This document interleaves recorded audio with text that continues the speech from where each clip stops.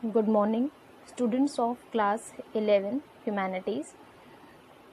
Political science is one of your subject in your Humanities section. In this video, we will try to understand that what is political science and what we will teach you or you will be able to understand in this particular subject. And what is the subject matter of political science for specifically class 11th humanities students, and what you are going to study in class 12th political science as a subject. Video will make ourselves understand that what is political science and what we study in this subject.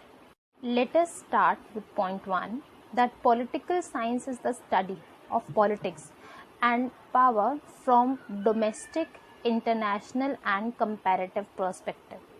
Okay बेटा, हमारा जो first point है वो हमें ये कहता है या समझाने की कोशिश करता है कि पॉलिटिकल साइंस जब आपके सामने सब्जेक्ट पहली बार आता है, जब हम लोग 11th क्लास में जाते हैं, तो उससे पहले हम लोग उसे एक डिसिप्लिन की तरह या फिर सोशल साइंस के एक पार्ट की तरह पढ़ते हैं क्लास 6 से लेके क्लास 10 तक. बट 11th क्लास में सोशल साइंस के अलग अलग सब्जेक्ट्स या डिसिप्लिन्स को बाइफिग्रेट करके पढ़ाया जाता है. जैसे हिस्ट्री आप पढ़ेंगे, इकोनॉमिक्स आप पढ़ेंगे, सोशोलॉजी आपको पढ़ाई जाती है. हमारे स्कूल में नहीं है, बट स्टिल हम अलग अलग सब्जेक्ट्स को पढ़ते हैं सोशल साइंस के रिगार्डिंग, जिसमें psychology, sociology, economics, political science, history, philosophy, ऐसे बहुत सारे सब्जेक्ट्स हैं. बट हम स्पेसिफिकली इस वीडियो में पॉलिटिकल साइंस की बात करेंगे और हम ये समझने की कोशिश करेंगे कि किस तरह से पॉलिटिकल साइंस एक सब्जेक्ट आपके लिए प्लान किया गया है या तैयार किया गया है, और इस सब्जेक्ट के पर्टिकुलरली कंटेंट्स क्या क्या हैं, यानी कि उसमें क्या क्या टॉपिक्स आपको पढ़ाए जाते हैं. पहला पॉइंट जो हमें ये बताता है दैट कि पॉलिटिकल साइंस एक पॉलिटिक्स का स्टडी है. अब पॉलिटिक्स वो नहीं है जो कि सिर्फ और सिर्फ पार्टीज़ करती हैं. हम लोग भी कहीं ना कहीं पॉलिटिक्स प्लान करते हैं. जब हम लोग अपने फेवर के बारे में बात करते हैं या हम ये कोशिश करते हैं कि सामने वाले का नुकसान हो या सामने वाले का फ़ायदा हो जाए, कुछ भी, तो ये हर एक चीज़ पॉलिटिक्स है. हम किसी भी तरह से अपने आप को पॉलिटिकल एक्टिविटीज़ से या पॉलिटिक्स से अलग करके नहीं देख सकते. तो पॉलिटिकल साइंस एक स्टडी है पॉलिटिक्स का. इसके साथ साथ ये पावर का भी स्टडी है. पावर किसी डोमेस्टिक पावर, यानी कि आप लोकल लेवल पे, जैसे लोकल गवर्नमेंट्स हो गए, स्टेट गवर्नमेंट हो गया, नेशनल गवर्नमेंट हो गया, ये किस तरीके से काम करता है. इंटरनेशनल पावर की बात करता है, जब हम लोग इंटरनेशनल इंस्टीट्यूशंस की बात करते हैं, जैसे कि यूनाइटेड नेशंस ऑर्गेनाइजेशन है. इसके अलावा हम लोग कंपैरेटिव पॉलिटिक्स पढ़ते हैं. हम 11th क्लास में बहुत ब्रीफ में कंपैरेटिव पॉलिटिक्स सब्जेक्ट नहीं पढ़ेंगे, बट हम थोड़ा सा उसका इंट्रोडक्शन देख लेंगे, कैसे एक नेशन में चलाया जाने वाला एडमिनिस्ट्रेशन दूसरे नेशन में चलाए जाने वाले एडमिनिस्ट्रेशन से कैसे अलग है. We will study about this.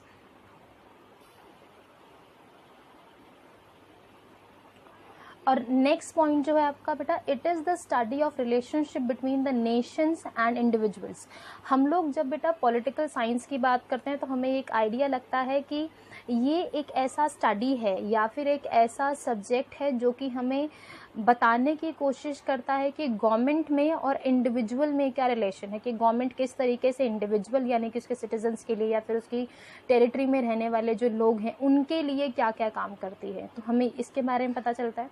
हम लोग जब थर्ड पॉइंट की बात करते हैं, जैसा कि अभी हमने देखा, सेकंड पॉइंट जो हमें ये बताता है that it is the study of relationship between the nation and the individual. The third point talks about that it is a part of social science which treats the foundation of state and principles of the government. हम लोग political science का एक subject है बेटा political theory. आपकी भी एक जो सेकंड बुक है उसका नाम पॉलिटिकल थ्योरी एंड इंट्रोडक्शन है. उसमें हम ये समझने की कोशिश करते हैं कि स्टेट, नेशन और कंट्री, ये तीन वर्ड्स क्या हैं, इन तीनों के बीच में एक डिफरेंस है. वो डिफरेंसेस क्या हैं, गवर्नमेंट किन प्रिंसिपल्स के ऊपर काम करती है और वो प्रिंसिपल्स कैसे प्लान या सेटअप किए जाते हैं.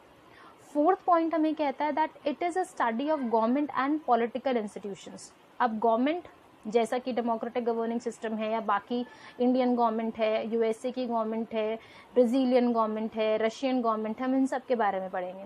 नेक्स्ट है पॉलिटिकल इंस्टीट्यूशन, जैसे कि हम लोग बात करते हैं लेजिस्लेचर की, जुडिशरी की, एग्जीक्यूटिव की, या बाकी जो इतने इंस्टीट्यूशंस हैं उन सब के बारे में हम डिटेल में स्टडी करेंगे। कुछ टॉपिक्स हम 11th में पढ़ेंगे, कुछ टॉपिक्स हमें 12th में पढ़ाए जाएंगे। 5th point, we as the students of political science understand, interpret, explain and critically assess events of the government।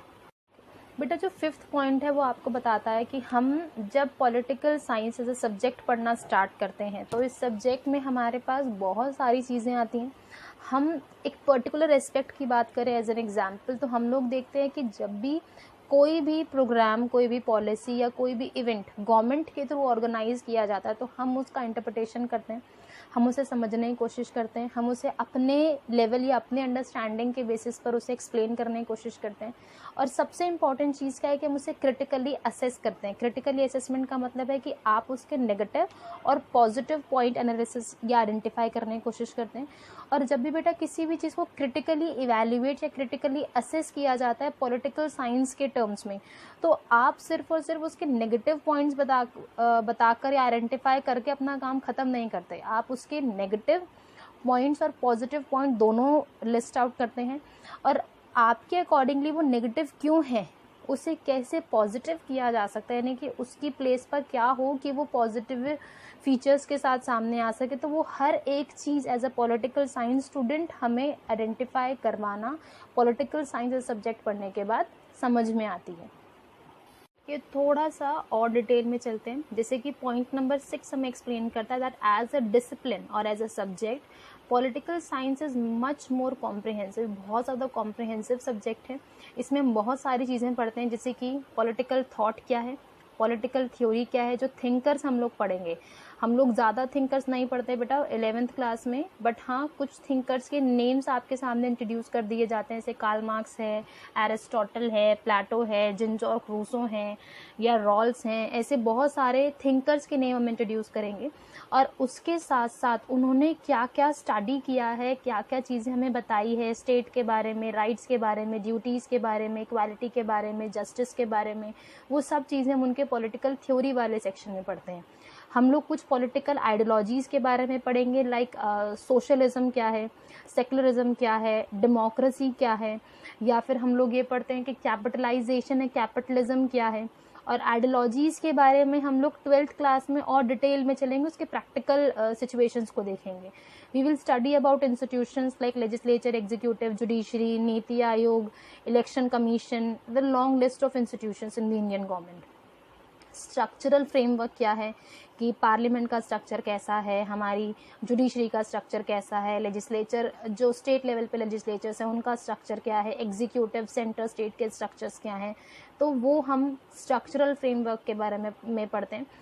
Comparative framework यानी कि एक नेशन में किया जाने वाला काम या एक नेशन के अंदर जो एडमिनिस्ट्रेशन को चलाने के प्रिंसिपल्स या आइडियोलॉजीज़ हैं वो किस तरीके से दूसरे नेशन से अलग हैं, उसके अलग होने के पीछे रीज़न क्या है। जैसे कि जब हम इंडिया की बात करते हैं तो India is also democratic nation, USA is also democratic nation, और दुनिया में बहुत सारे देश डेमोक्रेटिक है, बट फिर भी इंडियन डेमोक्रेसी को वर्ल्ड्स बिगेस्ट डेमोक्रेसी क्यों कहा जाता है, ऐसा या इंडियन डेमोक्रेटिक गवर्निंग सिस्टम में ऐसे कौन से फीचर्स है जो हमें वहाँ के नेशंस में नहीं दिखते। Will study about that. And last but not the least there is a long list, पर हम स्पेसिफिक टॉपिक्स की बात कर रहे हैं, जैसे कि पब्लिक एडमिनिस्ट्रेशन है। पब्लिक एडमिनिस्ट्रेशन किस तरीके से गवर्नमेंट अपने आप को एडमिनिस्ट्रेट करती है, हम इसका सिर्फ एक बहुत छोटा सा यूनिट पढ़ेंगे। हम लोग जब बात करेंगे आपके एग्जीक्यूटिव की तो वहाँ पर आपको जो ब्यूरोक्रेट्स हैं उनके बारे में बताया जाता है, सिविल सर्वेंट्स के बारे में से आईएएस आईपीएस वगैरह उनके बारे में आपको इन्फॉर्मेशन दी जाती है, what they use to do and उनका काम क्या है। जैसे कि कई सारे बच्चे ह्यूमैनिटीज़ सेक्शन इसलिए परस्यू करते हैं क्योंकि वो सिविल सर्विसेज में जाना चाहते हैं, तो एक सब्जेक्ट आपके सामने पब्लिक एडमिनिस्ट्रेशन के टॉपिक हम लोग उसमें पढ़ते हैं। हम लोग जब नेक्स्ट टॉपिक देख रहे हैं, नेक्स्ट पॉइंट देख रहे हैं, it is a study of international relations. ये स्पेसिफिकली आपका क्लास 12th का पार्ट है और इसमें एक इंटरनेशनल लॉ वाला पार्ट भी आपका क्लास 12th में आता है मेजरली। तो हम इंटरनेशनल रिलेशंस की बात करते हैं कि एक नेशन का दूसरे नेशन के साथ कैसे रिलेशंस क्रिएट किए जाते हैं। We study about this in class 12th particularly. और वो कई सारे टॉपिक्स जो कि वाइड रेंज में हैं वो उसके कंटेंट का पार्ट है। किसके कंटेंट का पार्ट है? पॉलिटिकल साइंस के कंटेंट का पार्ट है, जहाँ पर हम इंटरनेशनल लॉ की बात करते हैं, इंटरनेशनल ऑर्गेनाइजेशन जैसे कि यूएनओ है, रीजनल ऑर्गेनाइजेशंस की बात करते हैं जो एक पर्टिकुलर एरिया के नेशंस हैं, जैसे कि एशिया के नेशंस हो गए, साउथ एशिया के नेशंस हो गए, यूरोप के नेशंस हो गए, उनके ग्रुप्स हैं जिसमें आसियान, सार्क, ईयू, ब्रिक्स, ये सभी रीजनल ऑर्गेनाइजेशन से क्या है हम लोग क्लास 12th में देखेंगे, अभी नहीं। Next is political theory clarifies the meaning of political concept by looking at how they are understood, यानी कि किस तरीके से उन्हें अब समझा जाता है और किस तरीके से लोगों को समझाने के लिए एक ऑर्डिनरी लैंग्वेज का यूज़ किया गया बाय द पॉलिटिकल थिंकर्स। बेटा अब तक हम लोगों ने फर्स्ट से लेके 8 पॉइंट तक ये समझने की कोशिश की है कि पॉलिटिकल साइंस क्या सब्जेक्ट है, 11th क्लास में हम लोग क्या पढ़ेंगे, 12th क्लास में हम लोग क्या पढ़ेंगे, बहुत ब्रीफ में हमें बताया गया।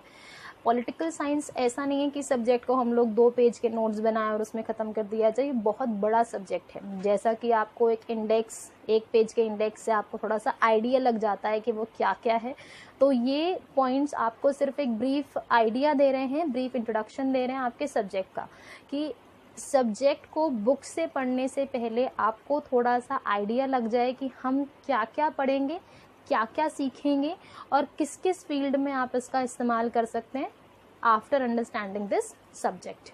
और अब इस कंटेंट को समझने के बाद हम थोड़ा सा एक बार अपनी बुक्स को समझ लेते हैं क्लास 11th की। आपकी एनसीईआरटी की 2 बुक्स हैं। ये आपकी बुक 1 है, इंडियन कॉन्स्टिट्यूशन एट वर्क, और ये आपकी बुक 2 है, political theory and introduction.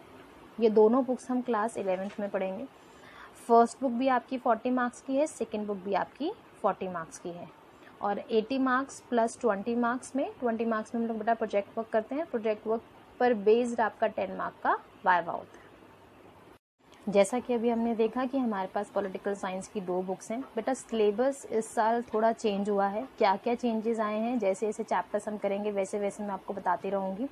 First book के अंदर पहले 9 चैप्टर्स थे, अब 7 चैप्टर्स हैं, बट कुछ घटा या कुछ बढ़ाया नहीं गया है, बस चैप्टर्स को मर्ज कर दिया गया है और कुछ कुछ टॉपिक्स कम कर दिए गए। इससे पहला चैप्टर आपका कॉन्स्टिट्यूशन, फिर elections and representation, legislature, executive, judiciary, federalism and local government. और बेटा न्यू बुक्स पब्लिश नहीं हुई हैं अभी तक, तो हम पुरानी बुक में से ही देखेंगे कौन कौन से टॉपिक्स हमें करने हैं और कौन कौन से टॉपिक्स हमें नहीं करने हैं, और जो टॉपिक्स उसमें गिवन नहीं है उसके बारे में मैं आपको अलग से बता दिया करूँगी।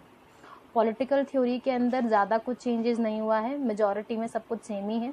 से पहला chapter is like political theory and introduction, then liberty, equality, justice, rights, citizenship, nationalism, secularism and development. Again, I am letting you know that both the books are of 40 marks, and there is 20 marks for your project work, including your viva, which is based on your project work. And the topic of the project work is related with your content, यानी कि आप chapter या book 1 में से या book 2 में से किसी भी एक टॉपिक पर प्रोजेक्ट बता दें कर सकते हैं। टॉपिक्स हम आपको सेशन के मिड तक एक्सप्लेन करेंगे। नेक्स्ट वीडियो बेटा आपकी चैप्टर 1 के कंटेंट से स्टार्ट होगी, बट उसे स्टार्ट करने से पहले मैं आपको एक बार ब्रीफ में बताना चाह रही हूँ कि चैप्टर 1 में हम क्या क्या पढ़ने वाले हैं। बेटा चैप्टर 1 जो न्यू सिलेबस पब्लिश किया गया बाय द CBSE, तो उसके अंदर 3 चैप्टर्स थे आपके पुराने सिलेबस में, chapter number 1, chapter number 2 and chapter number 9। Chapter number 1 constitution why and how, chapter number 9 philosophy of the constitution, chapter number 2 rights in the Indian constitution. इन तीनों को मर्ज करके या कुछ सिलेक्टेड टॉपिक्स के साथ एक न्यू चैप्टर बनाया गया जिसका नाम सिर्फ अब क्या है, कॉन्स्टिट्यूशन। अब इस चैप्टर में हमें क्या क्या पढ़ना है, दैट की कॉन्स्टिट्यूशन, उसकी फिलॉसफी एंड कॉन्स्टिट्यूशन का मेकिंग। बेटा जैसे कि बुक का नाम इंडियन कॉन्स्टिट्यूशन है, तो ये अंडरस्टूड है कि हम यहाँ पर सिर्फ और सिर्फ इंडियन कॉन्स्टिट्यूशन के बारे में बात करेंगे। नेक्स्ट जो कंटेंट हमारे पास ऐड हुआ है, ये बेटा पिछले साल तक आपका एक चैप्टर था, chapter number 2 rights in the Indian constitution. ये दोनों टॉपिक्स वहीं से लिए गए हैं, fundamental rights and duties and directive principles of state policy. दोनों टॉपिक चैप्टर नंबर 2 में थे, अब चैप्टर नंबर 1 के साथ मर्ज किए गए हैं। कॉन्स्टिट्यूशनल अमेंडमेंट्स, इंडियन कॉन्स्टिट्यूशन में बेटा बहुत सारे अमेंडमेंट्स हुए हैं, 100 के अराउंड हैं, तो उन सभी अमेंडमेंट्स नहीं पढ़ने, बट अमेंडमेंट का मीनिंग, उसका प्रोसीजर, कुछ इंपॉर्टेंट अमेंडमेंट्स के बारे में हम लोग पढ़ेंगे। अमेंडमेंट वर्ड आपके लिए न्यू नहीं है। कोई भी चेंज जो कि हमारे कॉन्स्टिट्यूशन में होता है for the modification and for the time and need, उसे हम अमेंडमेंट की तरह देखते हैं। और ये आपने क्लास 9th में 10th में ब्रीफ में या डिटेल में आपको 9th पॉलिटिकल साइंस की बुक्स में या डेमोक्रेटिक पॉलिटिक्स के नाम से आपकी जो 2 बुक्स थी 9th में, और उसका पार्ट 2 आपने क्लास 10th में पढ़ा, वो दोनों बुक्स आपकी बहुत ज़्यादा यूज़ होंगी। मैं बार बार आपको उन बुक्स को एग्जाम्पल्स देकर समझाऊंगी कि क्या आपने पहले पढ़ा था बहुत ब्रीफ में, और हम उसको किस तरीके से इलेबरेट करके क्लास 11th में देखते हैं। तो इस वीडियो में सिर्फ हमने ये देखा कि पॉलिटिकल साइंस सब्जेक्ट क्या है, आप 11th क्लास में क्या क्या पढ़ेंगे पॉलिटिकल साइंस में, और चैप्टर 1 में क्या क्या चेंजेस किए गए हैं। नेक्स्ट वीडियो स्पेसिफिकली चैप्टर 1 से रिलेटेड होगा, तो हम नेक्स्ट वीडियो में मिलेंगे। Thank you so much.